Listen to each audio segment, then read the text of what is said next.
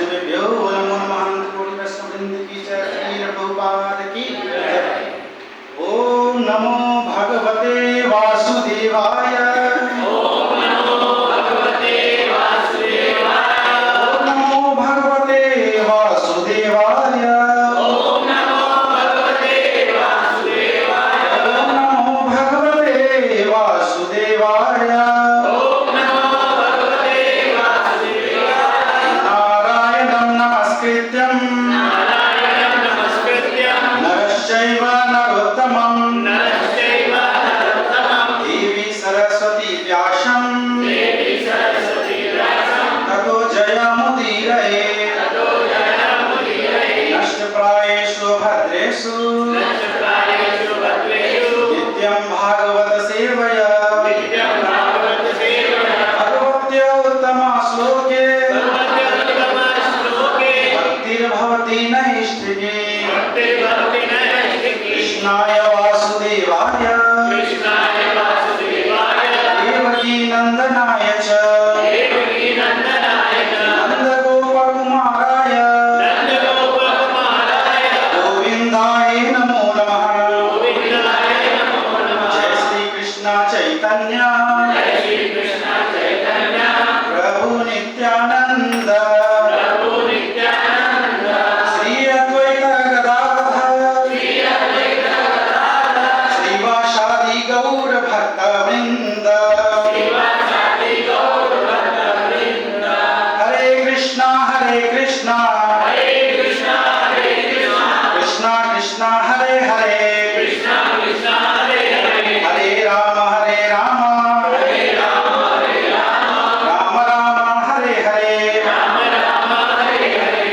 ओम अज्ञानतिमिरान्धस्य ज्ञानाञ्जनशलाकया चक्षुरुन्मिलितं येन तस्मै श्रीगुरुवे नमः। श्रीचैतन्यमनोभीष्टं स्थापितं येन भूतले स्वयं रूपकथामयं ददाति स्वपदान्तिकं। वन्देऽहं श्रीगुरु श्रीयुतपदकमलं श्रीगुरु वैष्णवांश्च श्रीरूपं साग्रजातं सहगणं ललिता रघुनाथं तं सजीवं साद्वैतं सावधूतं परिजनसहितं श्रीकृष्णचैतन्यं श्रीराधाकृष्णपादान् सहगणललिता श्रीविशाखान्वितांश्च नमो विष्णुपादाय कृष्णपृष्ठाय भूतले श्रीमते भक्तिवेदान्त स्वामिनिति नामिने। नमस्ते सारस्वते देवे गौरवाणी प्रचारिणे निर्विशेष शून्यवादी पाश्चात्यदेशतारिणे। जय श्री कृष्ण चैतन्य प्रभु नित्यानंद श्री अद्वैत गदाधर श्रीवासादि गौर भक्तवृंद। हरे कृष्णा कृष्णा कृष्णा हरे हरे हरे राम राम राम हरे हरे। हरे कृष्णा। आप सभी भक्तों का अंतर्राष्ट्रीय कृष्ण भावनामृत संघ इस्कॉन कारवार के संडे फेस्ट कार्यक्रम में हार्दिक स्वागत है, अभिनंदन है। आज हम लोग श्रीमद् भागवतम द्वारा पूतना के उद्धार इस विषय में चर्चा करने का प्रयास करेंगे। तो यह घटना जो है श्रीमद् भागवतम के 10वें स्कंद के 8वें अध्याय के पहला, दूसरा, तीसरा श्लोक से प्रारंभ होता है। तो श्लोक कृष्ण जी को प्रणाम करेंगे। पहले करारविंदेन परारविंदम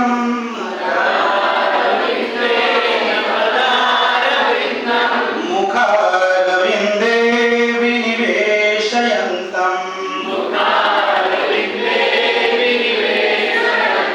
वटस्य पत्रस्य पुटे शयानम् बालं मुकुन्दं मनसा स्मरामि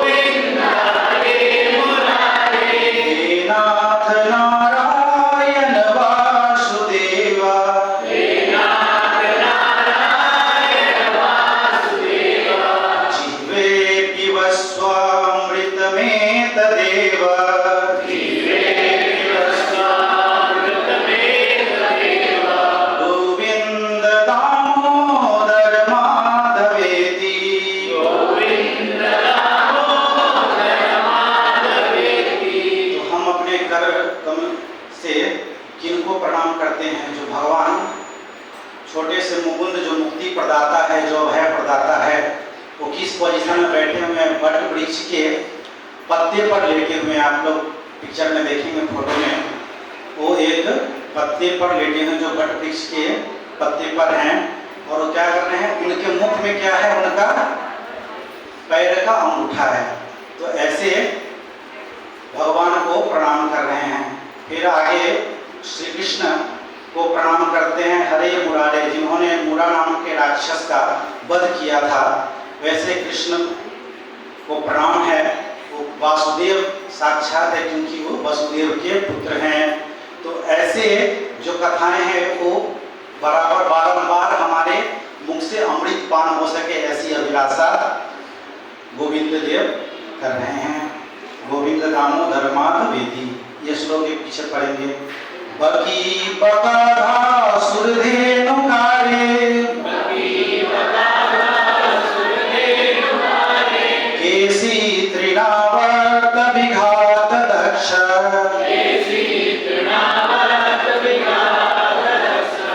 जीवे पिबस्वामृतमेतदेव,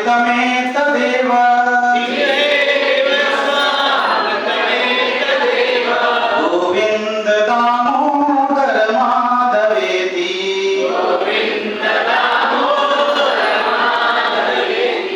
तो यहाँ पे गोविंद भगवान को प्रणाम कैसे कर रहे हैं? वो एनिमी ऑफ पूतना, जो पूतना, बकासुर, अघासुर, धेनुकासुर इत्यादि राक्षसों का जिन्होंने मर्दन किया है, जिनको उनके उच्च लोक में गति पहुंचाई है, ऐसे उनके इल्मी को, उनके शत्रु को प्रणाम कर रहे हैं। वो कौन है? वास्तव में गोविंद है, दामोदर है, माधव है।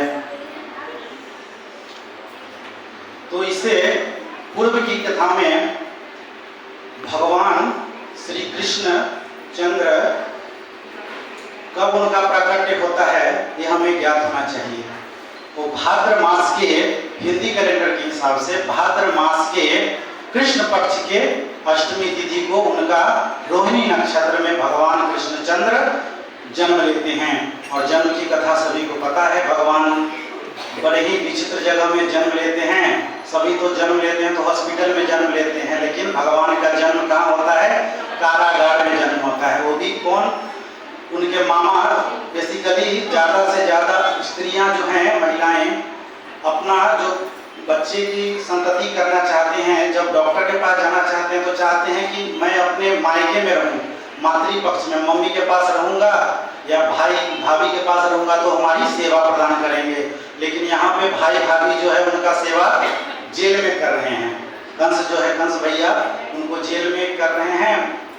और श्री कृष्ण जी कारागार में जन्म लेते हैं, जबकि उनके पिता वसुदेव जी और देवकी मैया जो है हथकड़ी और बेड़ियों से बंधे हुए हैं। उनके कई कारागार के स्टेज है जिनको पार करना तो उनके भागना मुश्किल है, परंतु भगवान की योग माया शक्ति के द्वारा क्या किया जाता है? उस रात्रि को सभी को सुला दिया जाता है और भगवान चतुर्भुज रूप में दर्शन देते हैं देवकी और वसुदेव को। तब देवकी और वसुदेव प्रार्थना करते हैं, वापस भगवान अपने फॉर्म में आते हैं और उनको आज्ञा देते हैं कि यहाँ से हमें निकाल कर बाहर करो। तो क्या करते हैं? सभी ने फोटो देखा होगा, कृष्ण भगवान को टोकरी में रखकर यमुना में विशाल धारा को पार करते हुए नंद महाराज के यहाँ जाकर वहाँ पे एक्सचेंज ऑफर होता है। नंद महाराज को उस समय एक पुत्री की प्राप्ति हुई है। वहाँ भी सब योग माया के प्रभाव से अच्छी तरह सोए हुए, नींद में कोई जगह नहीं है।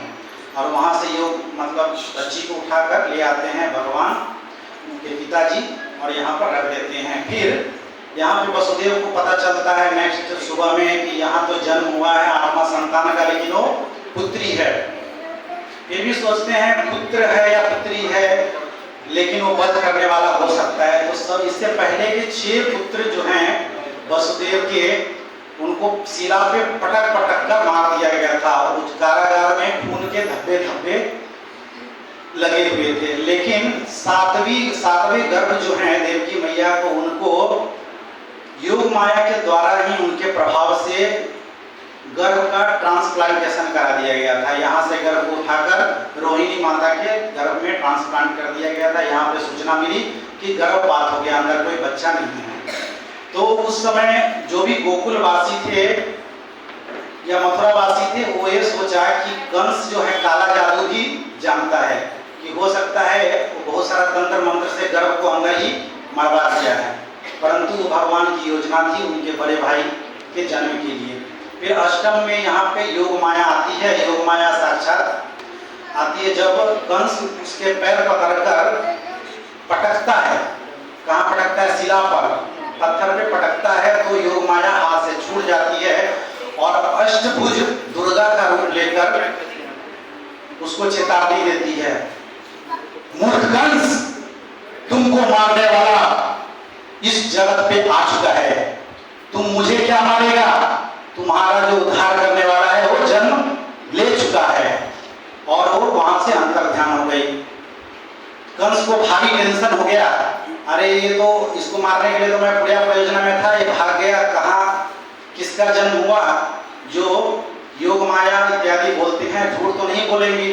फिर उस दिन उसने क्या किया? छोड़ दिया, बोला कि चलो ये तो आठवां गर्भ जो था मर गया। फिर मंत्रियों के सलाह से उन्होंने क्या बोला कि अब देवकी और वसुदेव को हम मुक्त कर देते हैं। मुक्त करके छोड़ दिया, वो लोग अपने अपने घर में आ गए। लेकिन यहाँ नंद महाराज के यहाँ अब वातावरण था पूरा हर्षोल्लास के साथ, कृष्ण जन्म हुआ और उत्सव मनाया गया। नंद महाराज ने कई अच्छे अच्छे गौवे दी दान में, कई हजारों लाखों गायों का दान किया गया, ब्राह्मणों को अच्छी अच्छी दक्षिणा दी गई इत्यादि। यहाँ उत्सव 5 दिन चलता रहा। उसके बाद यहाँ पे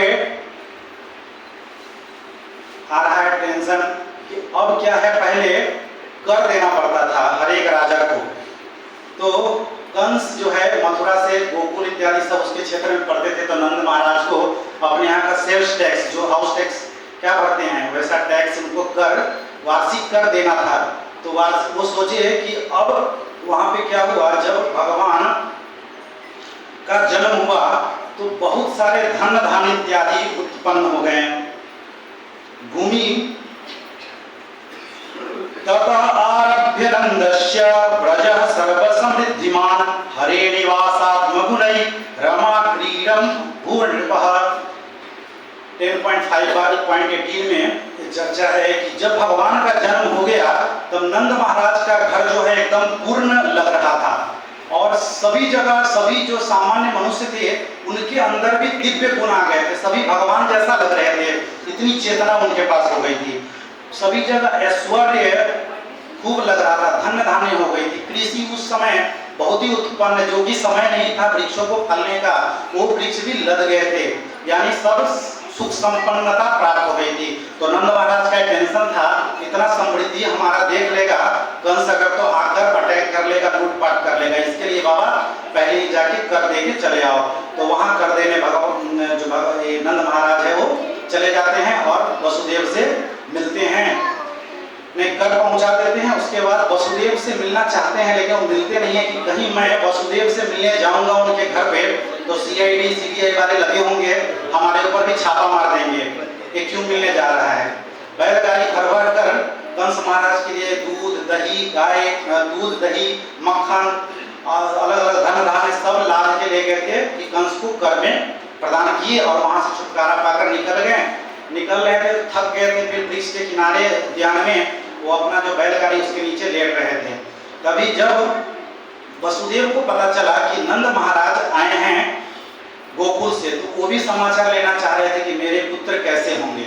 उस विषय में वो सोचना बुला भी सकते थे, वो भी डर से नहीं बुलाए कि मैं पूछूंगा तो फिर हमारे थ्रू जो है चैनल में नंद के पास अटैक हो जाएगा, वहाँ हमारा बच्चा सुरक्षित रहना चाहिए, इसके लिए वहाँ नहीं मिले। फिर वसुदेव जी चोरी से आके नंद महाराज को मिलते हैं। नंद महाराज भी कुछ भेंट लेकर आए थे, माता यशोदा ने दिया था, अगर आपको वसुदेव जी मिल जाते हैं तो उनको कुछ गिफ्ट दे देना। तो देखिए वहाँ पे वसुदेव जी से अच्छी मित्र हुआ, उन्होंने पूछा कि आपका पुत्र कैसा है, समाचार मिला। नंद महाराज बोलते हैं आपका तो दुर्दशा देखकर सुनकर मैं बहुत दुखी हूँ, क्योंकि आपके 8 जो संतान हुए वो इस संसार में रहे नहीं, 7 पुत्र हुए, 8वां पुत्री उड़ गई, ऐसा नहीं हो जाए। ये सबसे बड़ा दुख का कारण है कि किसी का संतान संतानहीन होना है। परंतु वसुदेव तो जानते हैं कि हमारा पुत्र सुरक्षित हाथों में पल बढ़ रहा है।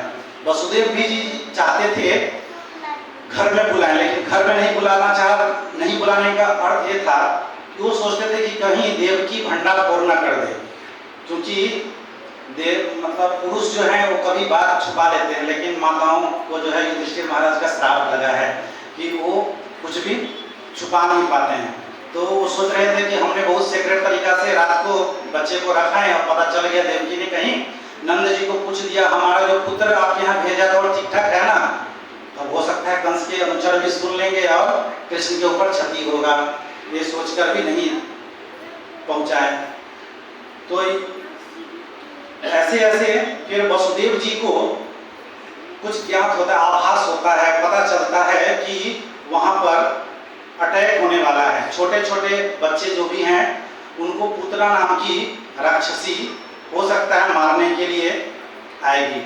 तो उनको जल्दी बोलते हैं कि आप जल्दी यहाँ से वापस लौट जाओ, क्योंकि 6 दिन का आपका बालक है, आपका वहाँ होना जरूरी है। लेकिन वहाँ पे भी उन्होंने अपने भाई उपनंद इत्यादि को सिक्योरिटी संभाल के दिए थे, और सुरक्षा के लिए की दृष्टि से वसुदेव जी ने उन्हें बोला कि जल्दी आप रिटर्न हो जाओ। तो रिटर्न हो गए। तो जब यहाँ पे परीक्षित महाराज जी सुनते हैं तो उन्होंने उनका पीछे में प्रश्न था कि भगवान की रक्षा कैसे होगी। तो सुबुद्ध जी बोलते हैं ये श्लोक हमारे पीछे पीछे दोहराइएगा। नंदापति वचः सौरेण न मृषेति विचिन्तयान्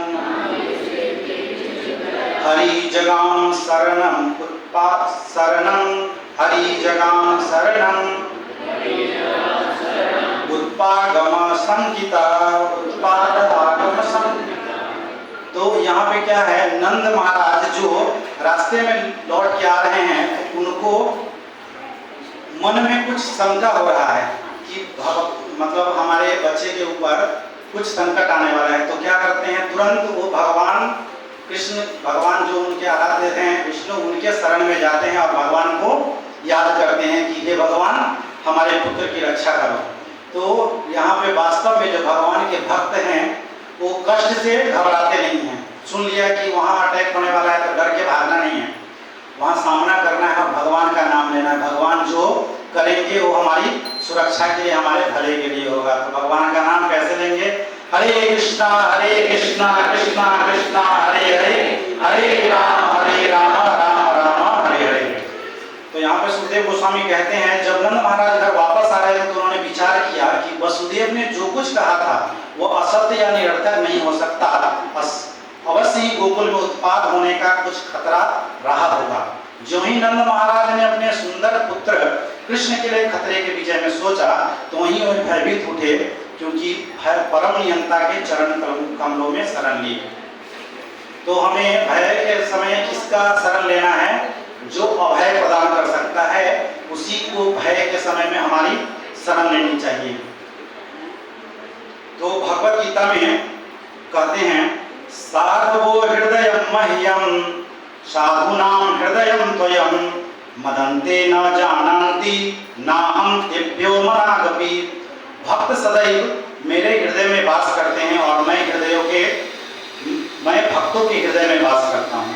भक्त मेरे अतिरिक्त और किसी को नहीं जानता और मैं भी भक्त को नहीं भूलता। मेरे तथा शुद्ध भक्त में घनिष्ठ संबंध रहता है। तो क्या कहते हैं, भगवान सबके अंदर परम पिता परमात्मा के रूप में विद्यमान रहते हैं।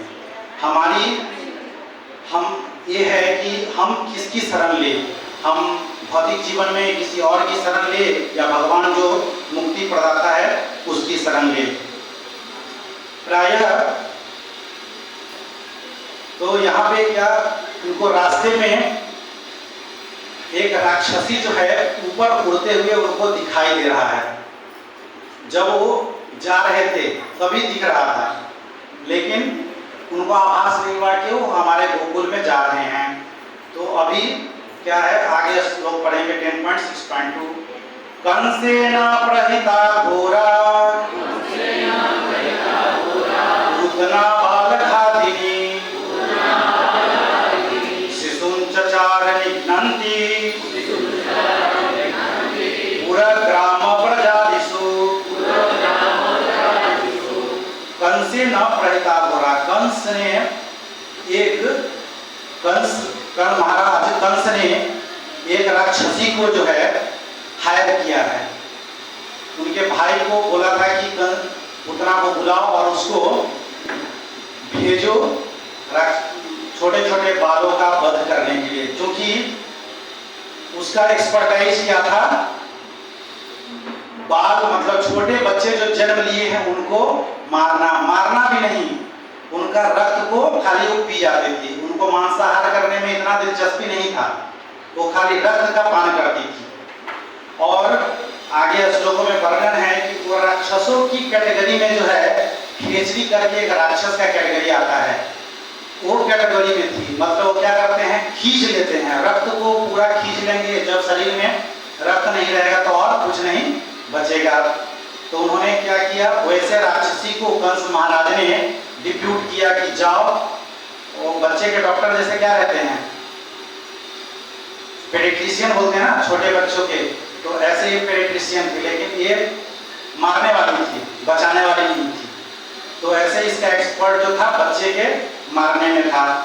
वो क्या कर रही थी, नगर तथा गांव में घूम घूम कर अपना नृशंस कृत्य कर रही थी। हर एक जगह वो पहले ही मतलब सब बच्चे को पकड़ के मारना शुरू कर दी थी। लेकिन भगवान की कृपा से जो है गोकुल में पहुंचते ही सबसे पहले वो भगवान के घर में आती है, नंद महाराज के घर में आती है।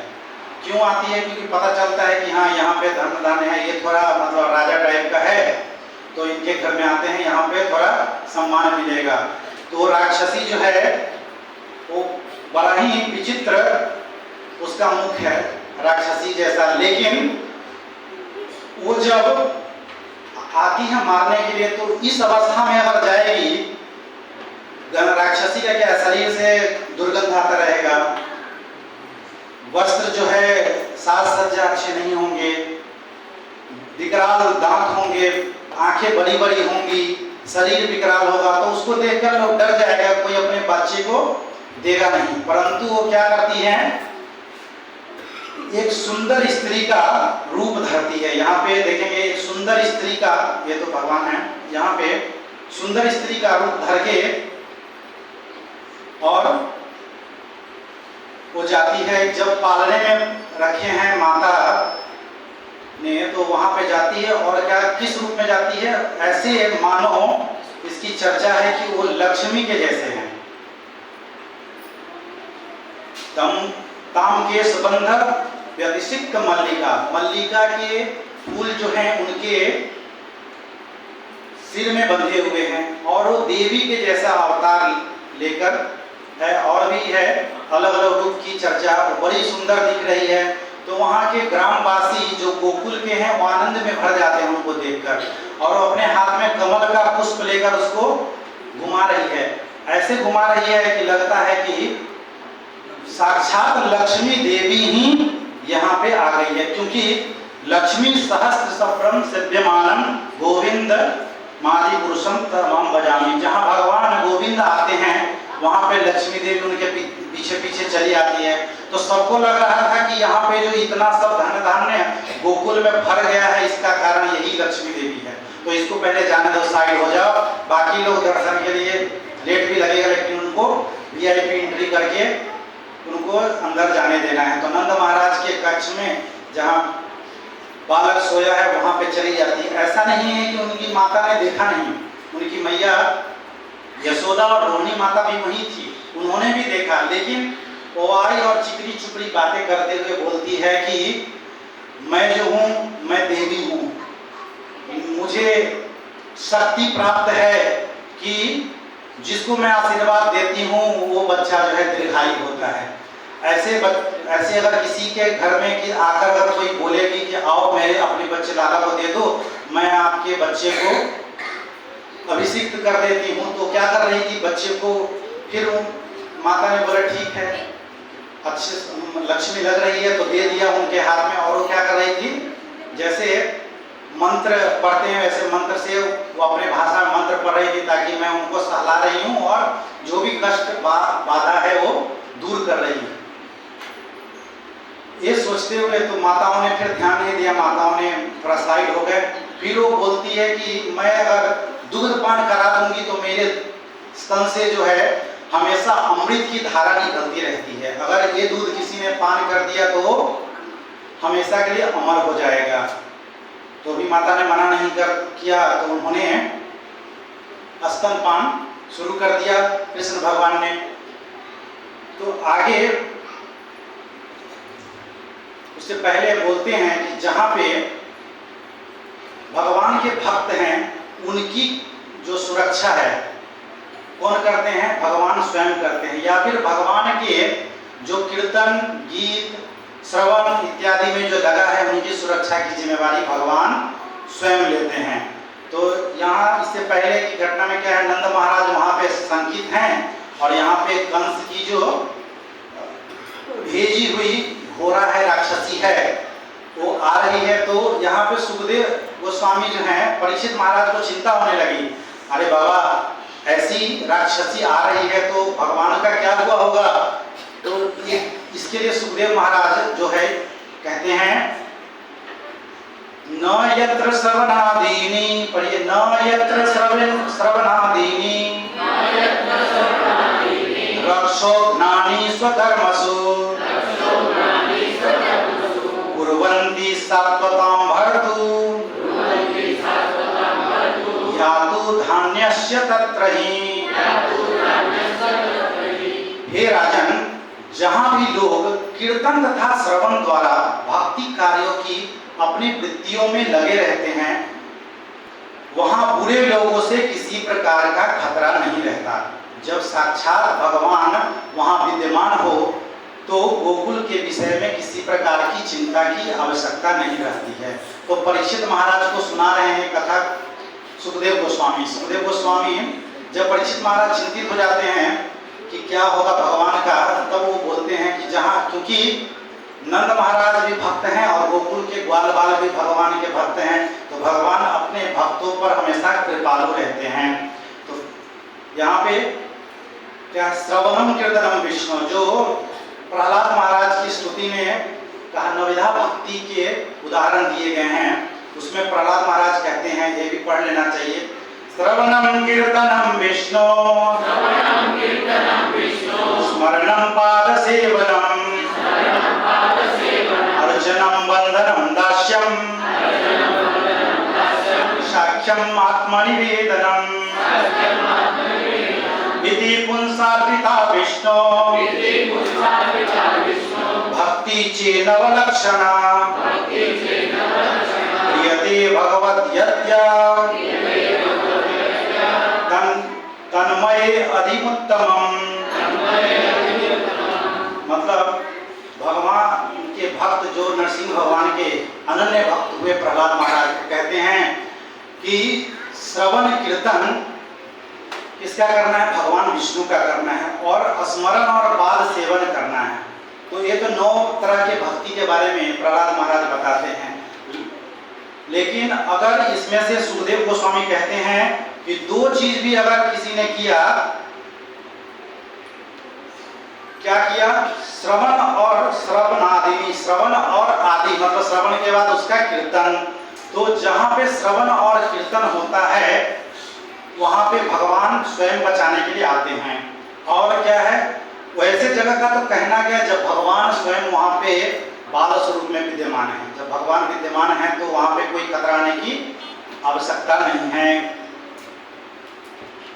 तो एक बार स्वेच्छा से विचरण करते हुए तो बताएं कि अपना अति सुंदर स्त्री रूप बदलकर नंद महाराज के स्थान गोकुल में प्रविष्ट होती है।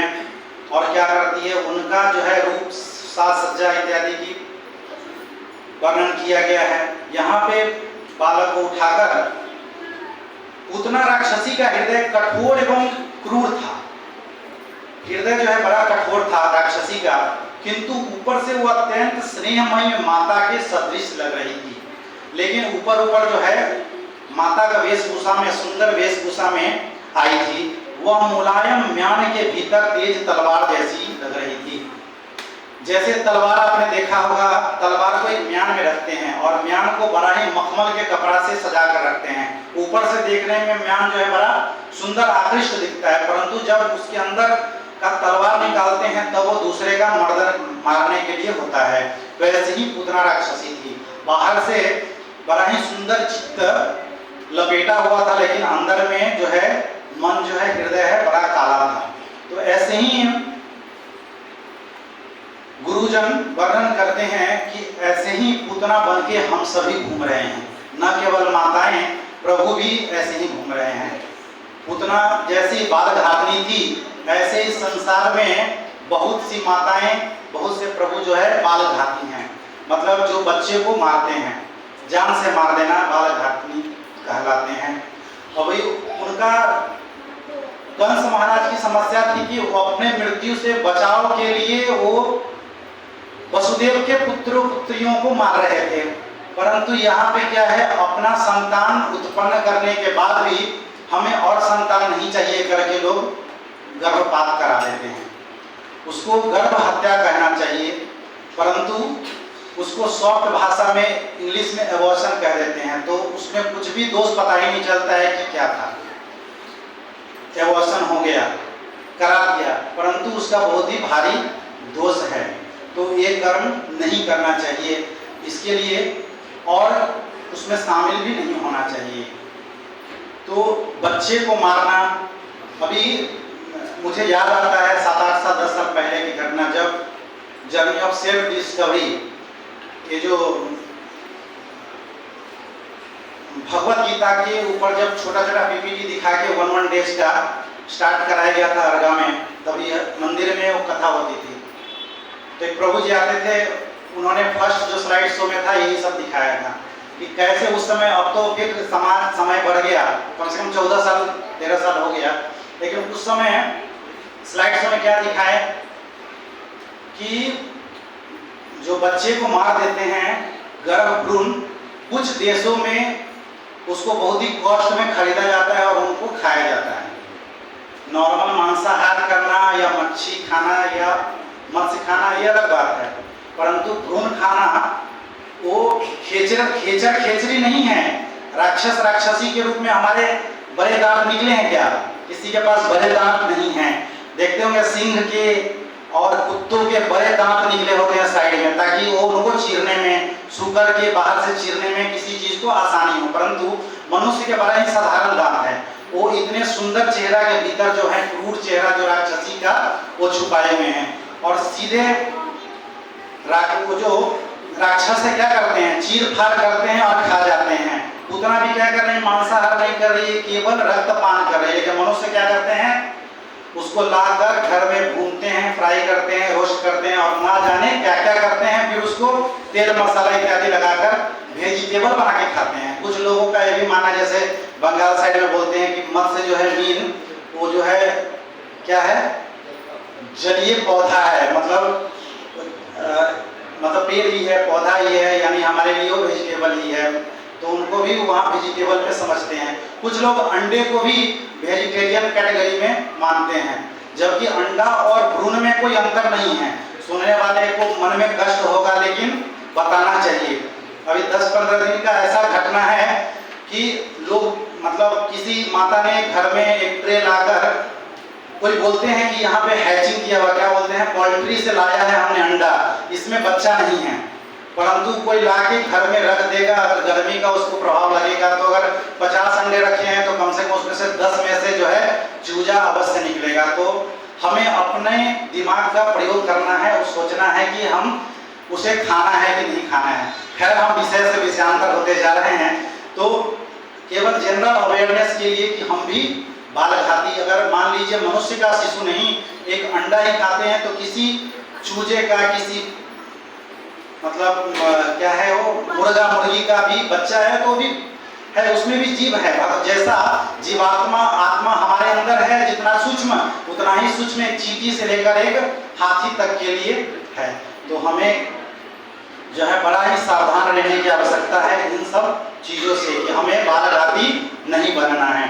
तो वो सेम है, हम जो है बड़ा सुंदर ऊपर से पहनावा रखे हैं, धोती कुर्ता या शॉर्ट पैंट टाई बेल्ट लगा के, लेकिन अंदर में मन जो है बड़ा क्रूर बैठा है। ये केवल मारने के विषय में नहीं कर रहे हैं, किसी के प्रति मद मात्सर्य रखना, ईर्ष्या द्वेष रखना, ये भी एक तरह का पूतना का ही लक्षण है, दुष्ट का ही लक्षण है। तो ये हमें नहीं रखना चाहिए, शिक्षा लेनी चाहिए कि हमें इन सब चीजों से दूर रहें।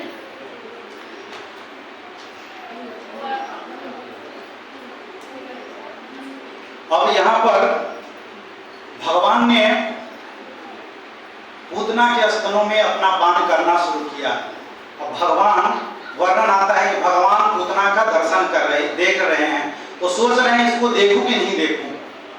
पहले वो आंखें बंद कर लेते हैं, तो आंखें बंद कर लेते हैं मतलब मन ही मन, कुछ जगह पे वर्णन है, मन ही मन शिव जी को प्रार्थना करते हैं कि हे भोले बाबा, आपने जो है समुद्र मंथन हुआ था तो इतना बड़ा विष आपने पी गए थे, तो यहाँ पर मन मन प्रार्थना करते हैं कि इस विष को भी आप पी जाओ। परंतु भगवान जो है स्वयं समर्थवान है, उनको डर किसी बात की नहीं है। लेकिन भगवान को ये था कि अगर मैंने स्तनपान कर रहा हूँ तो मुझे इसको मातृ गति प्रदान करनी होगी। और भगवान जो है दूध पान करते करते भगवान प्राण को खींचने लगते हैं। जब दूध पान कर रहे हैं और अभी तो उतना आनंद से कर रही है, अब तो विष चला गया होगा, और ऐसा कालकूट विष है कि ये टच करते ही बच्चा राम नाम सत्य हो जाएगा। परंतु उतना आनंद में थी, पल भर में वो जो आनंद जो है दुख में बदल गया और छोड़ छोड़ करके वो करने लगी। तब इधर माताएं ध्यान देने लगी, अरे क्या हो गया, और जोर जोर से गर्जना करने लगी, अब छोड़ो, अब क्या है, छोड़ छोड़ करते करते वो भागने लगी वहां से। बोली कि अब इसको छुड़ाते छुड़ाते जो है भागने लगी। लेकिन भगवान जो मुकुंद हैं, एक बार जिसको पकड़ा है उसको छोड़ेंगे नहीं, है कि नहीं। भगवान जो है जब गजराज प्रार्थना करता है, ग्राह उसको पकड़ लिया है, हे गोविंद राम को शरण, अब तो जीवन हार गए, हे भगवान। अब जब लास्ट में कमल पुष्प दिखा के गजराज प्रार्थना करता है, तो प्रार्थना सुनकर भगवान जो है बचाने आते हैं और उसको खींच लेते हैं और ग्राह एवं गज दोनों का उद्धार करते हैं।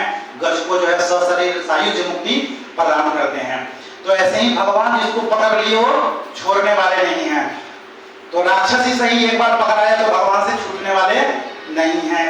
तो वो चिल्लाते चिल्लाते दौड़ के भाग रही है और भागते भागते जो है नंद जो गोकुल के महावन एरिया में जाकर चित्कार करने लगती है और विशाल रूप में हो जाती है। उसका रूप जो है 12 मील, वर्णन है कि 12 मील का रूप हो जाता है। 1 मील जो है करीब 1.6 किलोमीटर के बराबर होता है। तो उस हिसाब से देखेंगे 12 मील लगभग 19 किलोमीटर के हाइट में पूतना चली जाती है और भगवान जो है पकड़े हुए हैं और भगवान दूध पान करके लटक रहे हैं। अब सभी माताएं एवं नंद तो नहीं थे, लेकिन सभी ग्वारवाल उसके पीछे दौड़े कि अरे क्या हो गया, और भयानक गर्जना के साथ यहाँ पे जो है पूतना गिरती है। पूतना की गहन तथा जोरदार चित्कार से पर्वतों समेत, पृथ्वी तथा ग्रहों समेत आकाश डगमगाने लगा। इतना जोर से छोड़ो मुझे छोड़ो ऐसा करके चिल्ला रही है। सब लोग डर रहे हैं, बिजली गरजने लगी, पूरा जो है मणिमंडल जो है डोलने लगा है और नीचे के लोग की सारी दिशाएं थरथरा उठी है और लोग इस आशंका से गिर पड़े जैसे उनके ऊपर बिजली गिर पड़ी। जैसे बिजली गिरते हैं तो उतना साउंड होता है करके आता है ना साउंड, वैसा, लेकिन ऐसा कुछ नहीं था, इतना चित्कार है और डरते हैं। इस तरह कृष्ण द्वारा स्तन पर दबाव डालने से अत्यंत व्यथित पूतना में अपने प्राण त्याग दिए। हे राजा परीक्षित, वो अपना मुंह फुलाए तथा अपने हाथ पांव पसारे और बाल फुलाए अपने मूल राक्षसी रूप में गोचर में गिर पड़े, मानो इंद्र के ब्रज से आहत वृतासुर गिरा हो। जैसे इंद्र ने वृतासुर को मारा था ब्रज से, तो जैसे गिरा है वैसे ये गिर पड़ी। पूतना ने अपना प्राण त्याग दिया और क्या, पूरा मुंह और बाल उसका खुल गया। इतना सुंदर लक्ष्मी के रूप में आई थी, लेकिन खेचरी राक्षसी के रूप में उसका अंत हो गया। भगवान ने पूतना का उद्धार कर दिया। यहाँ पे लिखा है जब उतना का विशाल शरीर गिरा तो 12 मील के दायरे के सारे वृक्ष चूर-चूर हो गए। अब जैसे पत्थर को लेकर आप गिरेंगे, पत्थर को लेकर आप गिरेंगे तो जहां गिरेंगे वो तो जगह चूर हो ही जाएगा।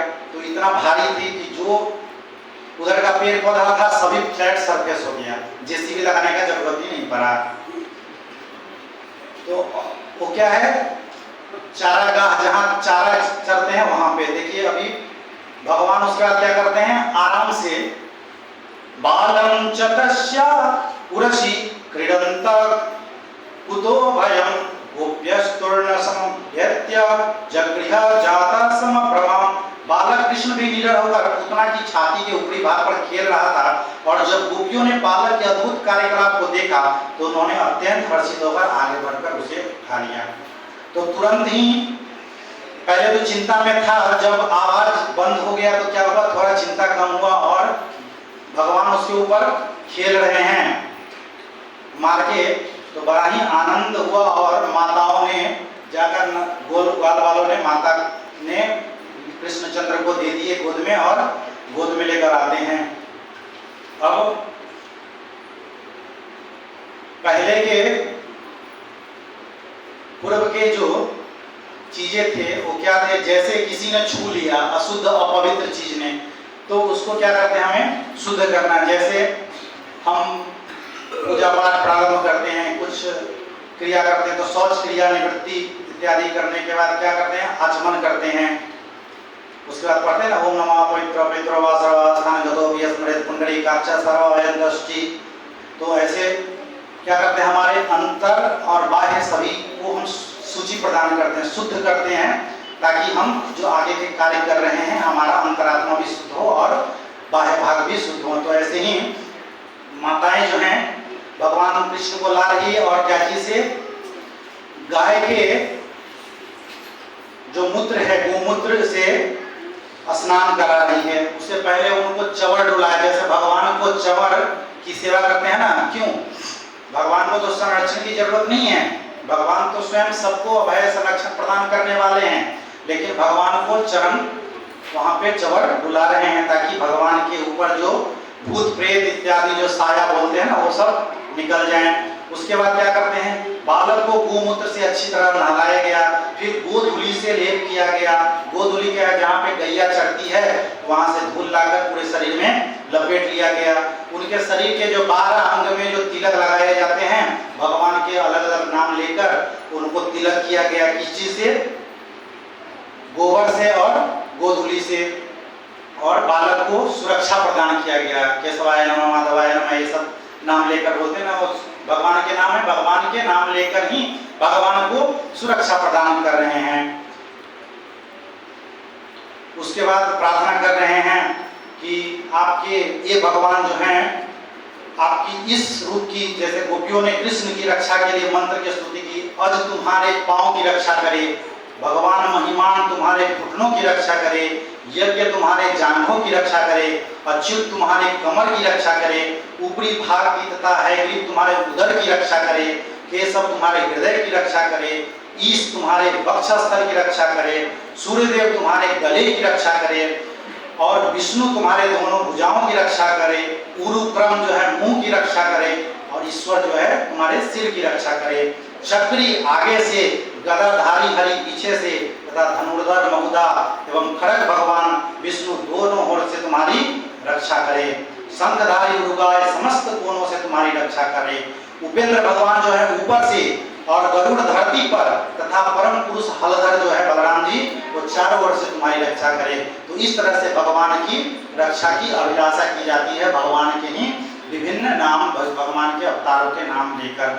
तो हमें भी भगवान के विभिन्न नाम लेकर अपनी सुरक्षा, अपने संतान, अपने संतति की रक्षा के लिए भी इधर उधर बाबा जोगी इत्यादि के पास जाने की जरूरत नहीं है, तंत्र विद्या में जाने की जरूरत नहीं है। ठगने वाले दुनिया में बहुत बैठे हैं दुकान खोलकर, लेकिन सभी दुकानों में जाने की जरूरत नहीं है।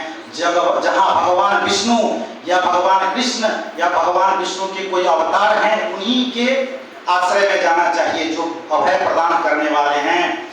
तो इसके लिए हमें क्या, सदैव जो है भगवान का नाम लेते रहना चाहिए। बोलिए हरे कृष्णा कृष्णा कृष्णा कृष्णा हरे हरे, हरे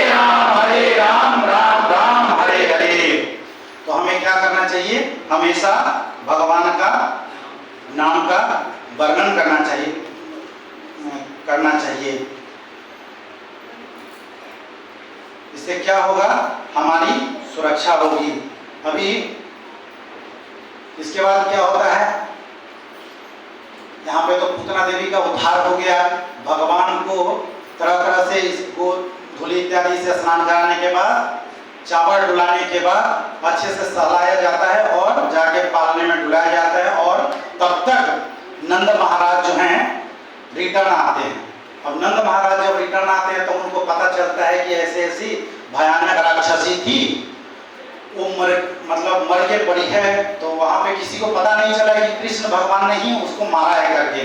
सभी को लगा कि भगवान जो है कैसे भी हमें सुरक्षा प्रदान किए हैं और उन्होंने इसको मुक्ति प्रदान किया। तो अभी चिंता का विषय दूसरा था, राक्षसी तो मर गई, लेकिन इतना जमीन जो लेकर मरी है वो बड़ा ही कठिन हो गया।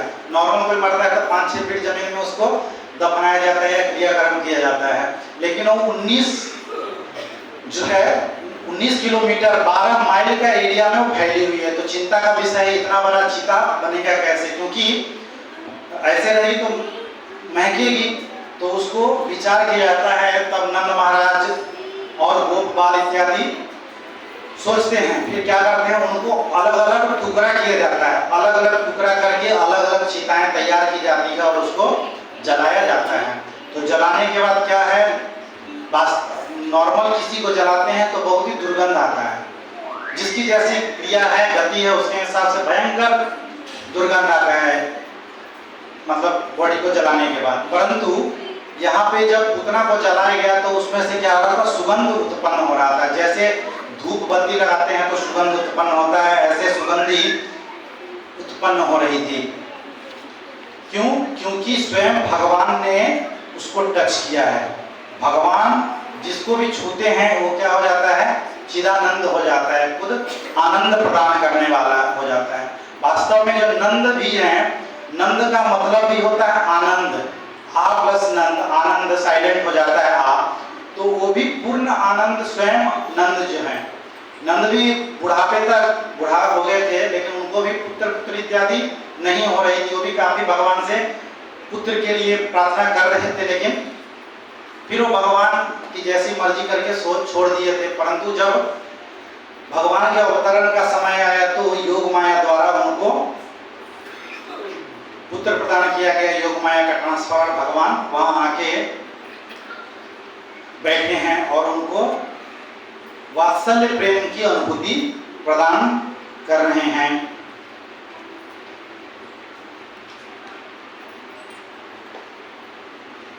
तो हमें भी क्या करना चाहिए, इसी तरह एक हमेशा भगवान के भजन, भगवान की क्रिया, या जो प्रहलाद महाराज द्वारा संस्तुति की गई है नवविधा भक्ति, इसमें से कोई एक चीज पर ध्यान लगाकर हमें आज के श्लोक का जो है तात्पर्य समझना चाहिए। क्योंकि आज के श्लोक में श्रवण आदिनी 2 ही शब्द आया है, परंतु इसके तात्पर्य में प्रभुपाद जी विस्तृत रूप से श्रवण कीर्तन विष्णु इत्यादि की चर्चा करते हैं, जो कि प्रहलाद महाराज द्वारा दिया गया है। तो हमें क्या करना चाहिए, श्रवण जो है ज्यादा से ज्यादा भगवान के भजन, भगवान के विषय में जो कथा है, कृष्ण कथा है, इसको सुनना चाहिए। और सुनने से ही मतलब नहीं है, सुन के तो हम अपने अंदर रख लेंगे, दूसरे को भी सुनाना चाहिए, या फिर भगवान नाम का कीर्तन करना चाहिए। और हमेशा भगवान को, जब हम भगवान का नाम लेते रहेंगे तभी भगवान हमारे स्मरण में आएंगे। तब ना जब हम बोलते हैं, किसी को बोलने चाहिए कि अभी तो भाई हमारा जवानी है, अभी तो हमने कितने ही दिन देखे हैं, थोड़ा बूढ़ा हो जाएंगे, थोड़ा उम्र हो जाएगा, तब हम भक्ति करेंगे, तब भगवान का नाम लेंगे। लेकिन जब बचपन से ही जब प्रैक्टिस नहीं होगा तब कैसे हम भजन कर पाएंगे। बोलेंगे अंत काल में जो भगवान का नाम लेता है भगवान के धाम को प्राप्त होता है। अंत काले च मामेव नित्युक्ता कलेवरम, है ना, जो अंत काल में जो नाम लेता है भगवान का, वो उस कलेवर में, उस रूप में जन्म लेता है। जैसे भरत की कथा में है कि वो एक जन्म में तो जड़ हुए, लेकिन क्या हुए, लास्ट में मृग पालन करने लगे तो मृग के रूप में उनका जन्म हुआ, लेकिन चेतना उनके भगवान की थी तो फिर वो भगवान के भक्त के रूप में अगला उनको जन्म मिला। इसी में अनेक अनेक भक्तों की कथा आती है। तो हम अजामिल की कथा में, अजामिल के पास्ट टाइम में हम सुनते हैं कि अंत में चूंकि वो अपने पुत्र का नाम नारायण रखा था, इसके लिए वो नारायण नारायण बुलाता रहा, तो उसकी गति जो है विष्णु के धाम में हुई। भगवान के विष्णु भक्त जो है उनको लेने के लिए आए और वहाँ पे यमदूत और विष्णुदूत में झगड़ा भी होता है। तो वहाँ पे कहते हैं इसने तो बहुत पाप किया है, तब यमराज जी कहते हैं नहीं बहुत पाप किया, लेकिन अंत में ये भगवान का नाम लिया, इसके लिए इसके ऊपर जो है विष्णु भक्तों का ही अधिकार है, विष्णुदूतों का ही अधिकार है। तो हमें भी अगर हम बोलते हैं ना practice makes a man perfect, तो प्रैक्टिस एक दिन का नहीं होगा। सचिन तेंदुलकर को भी सचिन तेंदुलकर बनने के लिए कम से कम बचपन से लेकर 15 साल तक प्रैक्टिस करना पड़ा हो क्रिकेट के लिए, तभी वो क्रिकेटर बना है। हम भी अगर 10वां का बोर्ड सर्टिफिकेट लेना होता है तो डायरेक्ट 10th क्लास में जाकर एडमिशन ले लेंगे और कहेंगे हमको मास्टर साहब सर्टिफिकेट दे दीजिए, तो वो नहीं देने वाले हैं, पास भी नहीं करेंगे। क्योंकि एक वर्तनी सीखने के लिए क से लेकर तब हम एक लाइन बनाना सीखते हैं।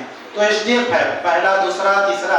अगर भौतिक जीवन में हम 10th क्लास पास करने के लिए 1 से लेकर 10th तक पढ़ेंगे, 10 साल लगेगा, तब हम भगवान का, तब हम क्या करेंगे 10वां का सर्टिफिकेट मिल पाएगा, 10वीं पास कर पाएंगे। तो भगवान के बारे में सुनना या भगवान का नाम लेने के लिए या भगवान के भक्त बनने के लिए हम सोचेंगे कि आए राम और गए राम, इधर से आए दर्शन दिए उधर से चले गए, तो इतने में हम भक्त नहीं बन पाएंगे। तो इसके लिए भी हमें कड़ी साधना की जरूरत है। कम से कम 10 साल वहाँ सर्टिफिकेट में लगता है 10वीं पास करने के लिए। यहाँ पे हम अगर पूरा जीवन लगा देंगे तब कहीं जाकर कुछ चांस 1-2% का बन सकता है कि हम भक्त बन सके, भक्ति में आगे बढ़ सकेंगे। तो भगवान का नाम लेते रहिए, नाम जपते रहिए और काम करते रहिए। बहुत ही सुंदर भजन है भगवान प्रभुपाद जी के एक शिष्य का। तो महाराज गाते हैं, काम करते रहो नाम जपते रहो, काम करते रहो और नाम जपते रहो। कुछ लोग कहते हैं कि भाई हमारे पास इतना टेंशन है काम में कि हम जप नहीं पाते हैं। आप 16 माला 4 माला कहते हैं, कहाँ से जप पाएंगे? लेकिन घर में नहीं जपिए, ऑफिस जाते जाते जपिए, जहाँ टाइम मिला है। अन्य जो प्रजल्प हम इधर उधर की बातें करते हैं वो छोड़कर भगवान का नाम ले सकते हैं। तो धीरे धीरे छोटा सा प्रैक्टिस जो है हमें परफेक्ट बना सकता है। जैसे रामचंद्र जी जब सेतु बंद की प्रक्रिया हो रही थी तो वहाँ पे गिलहरी जो है लोट पोट धूल में करती थी और ब्रिज के बीच में जाकर झाड़ के आती थी। तो वहाँ पे बानर इत्यादि बहुत ही हंस रहे थे और बोल रहे थे भगवान को आकर, ये देखो क्या कर रहे हैं। तो उनको भगवान समझाते हैं जिसकी जितनी शक्ति है, यथाशक्ति यथा भक्ति। जितनी शक्ति है वो अपने सामर्थ्य के हिसाब से जितना मिट्टी ले जा सकता है, बूंद बूंद से घट भरे, घट से भरे तालाब। तो एक एक बूंद करके एक घड़ा भर जाता है और कई घड़ा भर के एक तालाब भर जाता है। तो हम एक एक बूंद कम से कम भक्ति का अगर संयोजित करेंगे तब हमारा जो है भक्ति की तालाब जो है अंदर का भर सकेगा और एक चित्त जो है उसका मार्जन कर पाएंगे।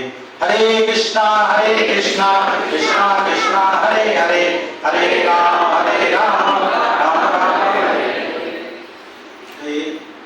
छोटा सा भजन है कि हे मन तुम भगवान के चरण में लग जाओ, भगवान का नाम लो। तो भजन पीछे पीछे दोहराने का प्रयास करेंगे।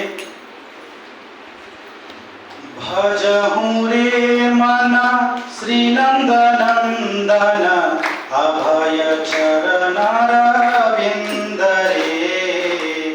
भजहूँ रे मना श्री नंद नंदन, अभय चरण अरविंद रे। भजहूँ रे मना श्री नंद नंदन, अभय चरण अरविंद रे। भजहूँ रे मना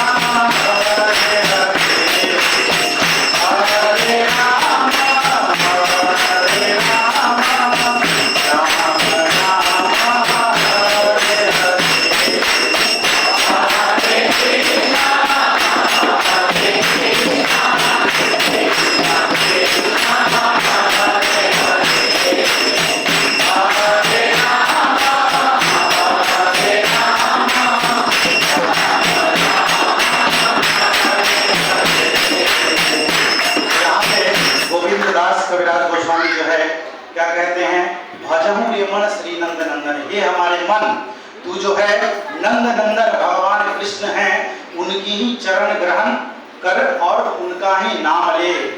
हरे कृष्णा कृष्ण कृष्ण हरे हरे, हरे राम राम राम हरे हरे। कलयुग केवल नाम आधारा, सुमिर सुमिर नर उतरहि पारा।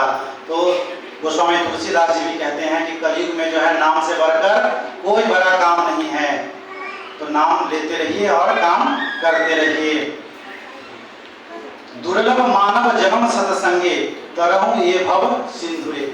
ये जो मानव जन्म तुम्हें 84 लाख योनियों में भटक भटक कर मिला है, उसको क्या करो, भगवान के नाम सत्संग कर कर भगवान की महिमा गान इत्यादि सुनो, तभी तुम क्या करोगे, ये जो भव सिंधु है, भव सागर रूपी समुद्र है, इसको तुम पार कर सकोगे। ये संसार क्या है, दावा नाम पढ़ते हैं ना, संसार दावा नलनी लोक प्राणाय कारुण्य घना घनत्वम। क्या करते हैं, तो उसके लिए हमें क्या, गुरु और गौरांग दोनों की शरण ग्रहण करनी होगी, तब हम इस सिंधु से पार कर सकेंगे, भव सिंधु से। शीत आतप बात बरीशन, ई दिन जामिनी जागीरे। क्या करते हैं, हमें ठंडी में बड़ा ठंडी लगता है, गर्मी में बड़ा गर्मी लगता है, परेशान हो जाते हैं। बिहार यूपी में तो अभी तक गर्मी ही लग रहा है, बारिश कम है, यहाँ तो ठीक है मौसम हो गया। तो ऐसे क्या करते हैं, जो जिनको सुबह स्नान करना है वो ठंडा हो या गर्मी हो, डेली सुबह जो मंगल आरती आते हैं वो रूटीन फॉलो करके आते ही हैं। जो बाबा तपस्वी लोग ऊपर बैठे हैं गुफाओं में, वो भी सुबह सुबह स्नान करके अपना रूटीन फॉलो करते हैं। तो हमें क्या करना है, ठंडा वर्षा गर्मी जो भी हो, हमें एक समान रहना है। जहाँ की भगवद गीता में बताते हैं, शीतोष्ण सम दुखद आगमा पायनो नित्यम तांत्रिक स्वभारत, मतलब हमें क्या करना है, शीत उष्ण कुछ भी रहे उसमें हमें, हे भरतवंशी, उसमें हमें एक ही जैसे संभाव में रखना है। उसका भौतिक जीवन में अर्थ है कि दुख हो, परेशानी हो, बहुत दुखी से बहुत दुखी हो जाते हैं दुख आने से, और सुखी होने से बड़ा ही उछलने लगते हैं।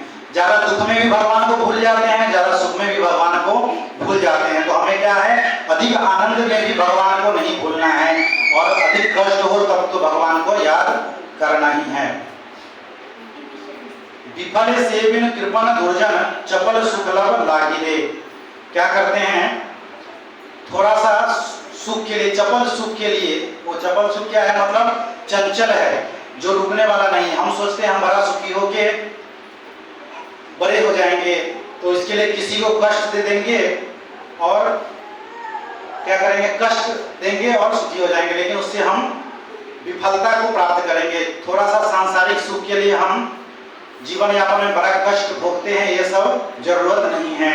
ये धन यौवन पुत्र परिजन इत्यादि की आछी पर तीतिरे। ये जो पुत्र परिजन इत्यादि सभी हमें देख रहे हैं कि बड़ा मोह माया सबसे बंधा हुआ है, लेकिन ये जो जीवन है कमल दल के ऊपर, कमल दल जल जीवन तलमल भरहूं हरिपद नीतिरे। तो जैसे ही ऊपर यौवन अवस्था हमारा बीत जाता है, प्रौढ़ावस्था में बीत जाता है, तो गार्जियन को, पिता माता को, बाबा दादी को घर से निकाल दो और वृद्धाश्रम में भेज दो, पालन पोषण वो करेगा। जब वो जवान थे तुम्हारा पालन पोषण किए, तुम जब जवान हो रहे हो तो उनका तुम पालन पोषण नहीं कर सकते हो। तो ऐसी रीति नहीं रखनी है, हमें क्या करना है, उनको भी पालन पोषण करना चाहिए। और ये तो अभी जो धन है तुम्हारे पास वो कल नहीं रहेगा, क्या कर लीजिएगा। जब तक धन है तब तक फ्रेंडशिप डे, आज फ्रेंडशिप डे बहुत लोग मना रहे हैं भौतिक सृष्टि में। जब तक तुम्हारे पास पैसा है, लक्ष्मी देवी है, तब तक तुमसे फ्रेंड्स चिपके रहेंगे। कृष्ण सुदामा वाली मित्रता किसी में नहीं है। वास्तविक मित्रता वही होनी चाहिए जब कष्ट के समय हमारा कष्ट में साथ दे, वही वास्तविक मित्र है। हो सकता है डेली वो स्टेटस में नहीं डाले कि me with my friend, but जब कष्ट हो एक बार उसको पता चले, हम फोन ना भी करें तो कष्ट में हमारा हाल चाल हमारा पूछने के लिए आए और हमारी सेवा करे। ऐसे ही वास्तविक मित्र होते हैं, जो कि सुदामा से कृष्ण ने समझाया। सुदामा जी गए थे कृष्ण के पास पोटली में थोड़ा सा चिवड़ा लेके, लेकिन वो दिए भी नहीं और कुछ मांगे भी नहीं, दे नहीं रहे थे। ले लिए कृष्ण जी सुदामा ने मुंह खोलकर कुछ भी नहीं मांगा, लेकिन भगवान जो है परमात्मा वो अंदर के सभी के बातों को जानते हैं और उन्होंने सब कुछ उनके भर भर कर दे दिया। तो ऐसी मित्रता होनी चाहिए। श्रवण कीर्तन स्मरण वंदन पाद सेवन दास्य। तो हमें क्या करना चाहिए? श्रवण करना चाहिए, भगवान का कीर्तन करना चाहिए, स्मरण करना चाहिए, उनकी अर्चना वंदना करनी चाहिए और भगवान का पाद सेवन करना चाहिए। भगवान का शुश्रूषा यानी जो भी नवोपदा भक्ति में दी गई है उसकी हमें करनी चाहिए। लेकिन उसका मूल आधार वही है, जब तक हम भगवान का नाम नहीं लेंगे तब तक इसमें से कोई भी पद्धति होने वाली नहीं है। तो भगवान का नाम लेते रहिए और मुस्कुराते रहिए। लिखा है ना, chant Hare Krishna and be happy. वास्तव सच्चाई है, इसके लिए लिखा है। हरे कृष्णा कृष्णा कृष्णा हरे हरे, हरे राम राम राम हरे हरे। आप सभी का धन्यवाद। हरे कृष्ण।